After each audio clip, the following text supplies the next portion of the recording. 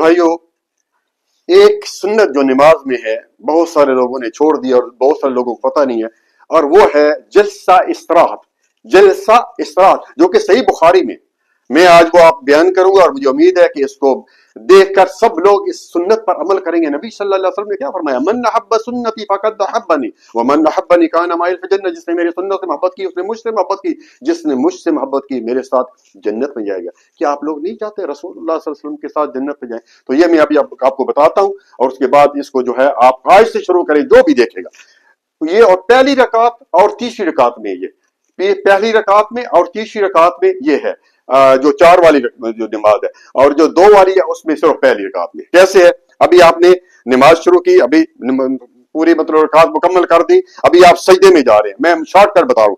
سجدے میں جا کر یہ آپ نے سجدہ کیا، یہ سجدہ کیا سبحان ربی الاعلی سبحان ربی الاعلی سبحان ربی الاعلی، اللہ اکبر اللہم اغفر لی وارحمنی وعافینی واہدینی ورزقنی. اس کے بعد دوسرا سجدہ کیا، یہاں پہ سبحان ربی الاعلی سبحان ربی الاعلی سبحان ربی الاعلی. اس کے بعد یہاں پہ تھوڑا سا رکنا ہے، یہ بس کچھ سیکنڈ یہاں پہ تھوڑا سا رک کر اس کے بعد پھر اوپر جانا ہے. اس کو بولتے ہیں سجدہ کیا ہے؟ جلسہ استراحت.